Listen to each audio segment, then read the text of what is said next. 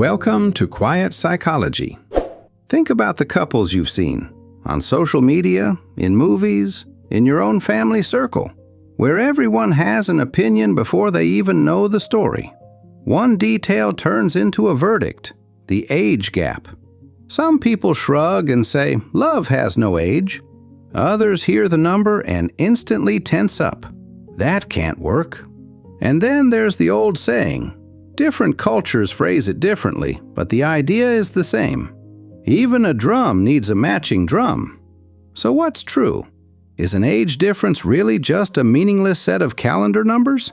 Or can those numbers hide psychological codes, unconscious needs, and invisible dynamics that most people never notice? To explore that, we're not doing the shallow, hot take version you'd hear on celebrity gossip shows. We're going deeper, where relationships actually live, in the psyche. And for that, we're going to sit with someone who mapped the inner world better than almost anyone, Carl Gustav Jung. If Jung saw a couple with 10, 20, even 30 years between them, what would he think?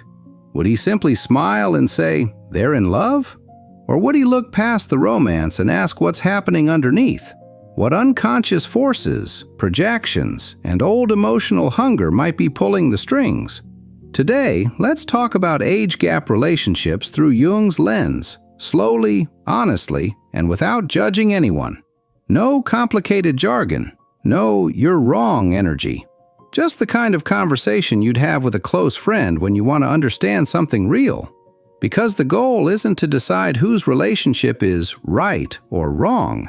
The goal is to understand what the heart is looking for, what the soul needs, what keeps a relationship strong, and what quietly breaks it over time. So, get comfortable.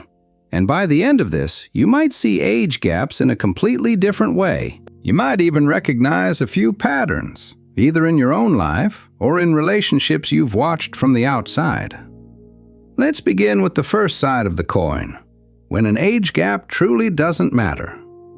People who say age differences aren't a problem sometimes have a real point. There are relationships where two people genuinely meet as equals, emotionally, intellectually, spiritually. Sometimes the connection is so natural that the age gap becomes background noise. A person in their 20s can be emotionally steadier than someone in their 40s. A person in their 60s can be more alive, curious, and energetic than someone in their 30s. That's why you hear, it's not the calendar age, it's the soul age. When two people share values, humor, goals, and a similar rhythm of life, the age difference can even feel like a strength. One brings experience, the other brings freshness. If it's respectful, it can create a beautiful balance. Picture this. Daniel is in his 50s. He's been through storms. He's calmer now. He knows what matters. Zoe is in her late 20s. She's tired of shallow dating and the constant uncertainty around her. She wants depth, consistency, and meaning. If these two meet and truly see each other, Zoe might admire Daniel's grounded presence, his calm strength, his clarity. Daniel might admire Zoe's spark, her perspective, her life energy. If what they're building is based on mutual respect, real curiosity, and emotional fairness, then yes.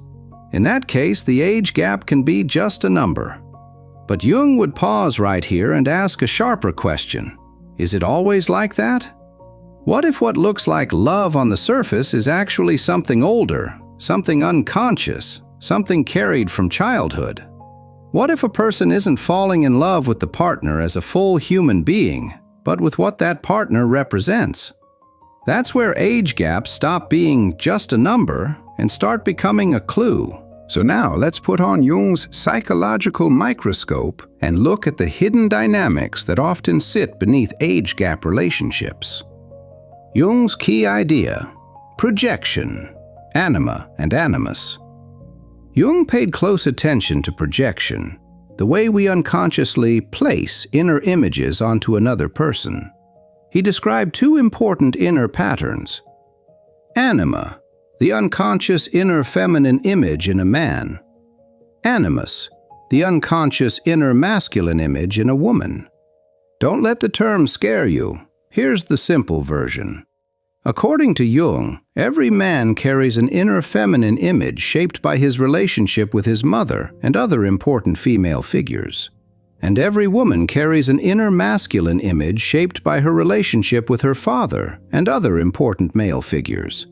And when we fall in love, especially an intense, magnetic, fast love, we often don't fall in love with the person as they are. We fall in love with our inner image, and we project it onto them. So what does that have to do with age gaps? A lot. Because age gaps can make certain inner images feel instantly believable, almost made for the role. The young woman plus older man dynamic. When a young woman falls for a much older man, Jung might suspect an Animus projection. If she didn't experience a stable, emotionally safe relationship with her father, if he was absent, distant, unpredictable, cold, or simply not emotionally available, she can carry a quiet, father-shaped emptiness. Then later, as an adult, when she meets a man who feels older, steadier, wiser, protective, and confident, something deep inside her can light up. Not just attraction, relief, safety, a sense of, finally, this is what I've been looking for.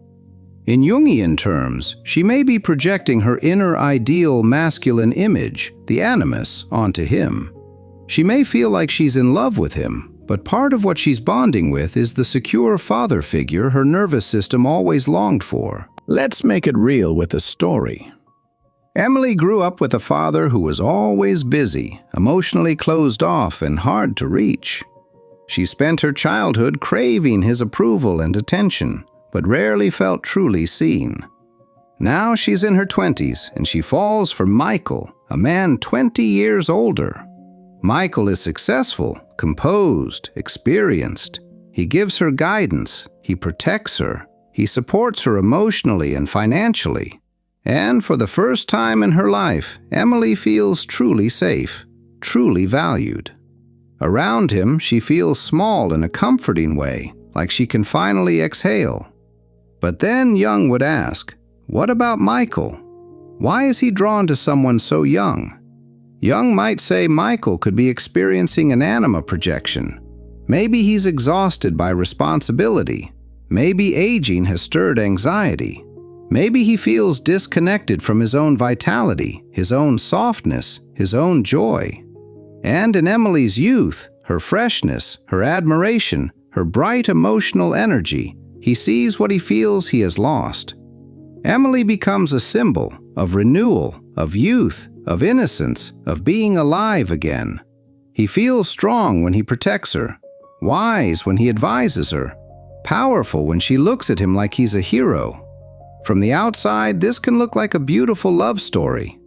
But through Jung's lens, it can also be a father-daughter / teacher-student dynamic in disguise. Not two equal adults meeting in reality, but two people bonding through unconscious roles. So when does it become a problem? It becomes a problem when the projection starts to fade. Because projections don't last forever. One day, Emily may realize she doesn't want to feel like a little girl anymore. She wants to make her own decisions. She wants to be an equal partner, not someone being guided. And what once felt protective starts to feel controlling. What once felt wise starts to feel dismissive. What once felt safe starts to feel limiting. At the same time, Michael may wake up and realize Emily isn't an angelic symbol of youth. She's a real woman with moods, needs, desires, opinions, complexity. And suddenly her energy doesn't feel refreshing. It feels exhausting. Her pace feels too fast. Her expectations feel impossible. And then that great love balloon collapses.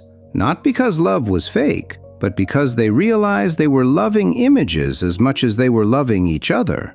And that awakening often comes with deep disappointment and pain. The young man plus older woman dynamic. Now let's look at the other side, a young man who falls for a much older woman. Jung might see a similar pattern, often an Anima projection, but with a different emotional flavor. If the young man had an overly dependent bond with his mother, or the opposite, a mother who was emotionally unavailable, he can unconsciously seek an ideal mother feeling in adulthood. So when he meets an older woman who seems calm, confident, nurturing, emotionally intelligent, and non-judgmental, something inside him says, "This is my safe place." He may project his inner feminine image, his anima, onto her, and feel captivated by the sense of comfort, maturity, and emotional steadiness she seems to represent. And why might the older woman be drawn to him? She might feel desired again, seen again. His admiration can awaken her confidence, her sensuality, her sense of being alive. Or she may enjoy the power balance, being the guide, the teacher, the one who sets the tone. Sometimes, without realizing it, she may be drawn to a relationship where she feels in control, needed, and important. And again, the hidden risk is the same. A mother-son dynamic can form. And when the projection fades, conflict rises. The young man may realize he doesn't want to feel like a boy anymore. He wants to lead, provide, and step into an adult masculine role. Or the older woman may grow tired of being the emotional manager and want a partner who stands firmly on his own feet. And again, they may discover the uncomfortable truth. What they called love was partly the echo of unmet childhood needs. Jung's warning: when one becomes the parent and the other becomes the child. Here's the core message Jung would likely emphasize. If, in a relationship, one person consistently takes the parent role and the other consistently takes the child role, it's very hard to call that a fully healthy partnership, because it blocks what Jung called individuation, the process of becoming a whole, mature, conscious self. The child role partner avoids responsibility, avoids growth, avoids facing life. The parent role partner tries to fill their emptiness by controlling, rescuing, teaching, or being needed. And that becomes a loop. A relationship can feel intensely bonded while still silently preventing both people from becoming who they're meant to be. Another hidden factor: the shadow. Jung also talked about the shadow, the parts of ourselves we don't want to admit, the desires and traits we repress. Sometimes an older partner is drawn to a younger partner because the younger person represents a life they didn't live. Risk, adventure, freedom, chaos, play, newness. So they aren't only attracted to the person, they're attracted to what the person symbolizes, a second chance at a self they abandoned. And that's dangerous, because it turns the younger partner into a tool, an object used to act out someone else's hidden psychological hunger. That's not love. That's shadow-driven hunger wearing the costume of romance. The practical reality: different life stages. And beyond psychology, there's the real world. Different life phases, different energy levels, different timelines. One person might be thinking about retirement while the other is building a career. One might want kids while the other feels finished with that chapter. One might want quiet evenings while the other wants to go out and explore. Over time, those gaps can become fault lines. So, are age gap relationships doomed? After hearing all this, it would be easy to conclude age gap relationships are always unhealthy. But Jung wasn't interested in simple formulas. His goal wasn't to hand you a rule book. His goal was to give you awareness. So how do we tell whether an age gap relationship is healthy? Jung's question would be something like this: does this relationship support both people's individuation, helping them become more whole, more conscious, more mature? Or does it feed their psychological wounds and keep them stuck in old roles? A healthy age gap relationship is possible when they don't relate as rescuer and rescued, teacher and student, parent and child. They relate as two full adults, each responsible for their own growth. They can talk about power openly, money, decisions, freedom, boundaries. The relationship isn't built on dependency, fear, or worship. Both partners can say honestly, "I choose you as you are, not as a symbol." And the power balance matters. If one person is always giving, teaching, controlling, and the other is always receiving, following, being shaped, there's a problem. But if the roles can move, if both can be strong and vulnerable, if both can learn and lead, then the relationship has a chance to be genuinely equal. So the answer isn't simply yes or no. The answer lives where it always lives, in the depths of the relationship itself. An age gap isn't automatically a problem, but it can be a symptom, a sign pointing toward deeper dynamics that deserve honesty. And your job isn't to obsess over the symptom. Your job is to ask what the symptom is trying to tell you.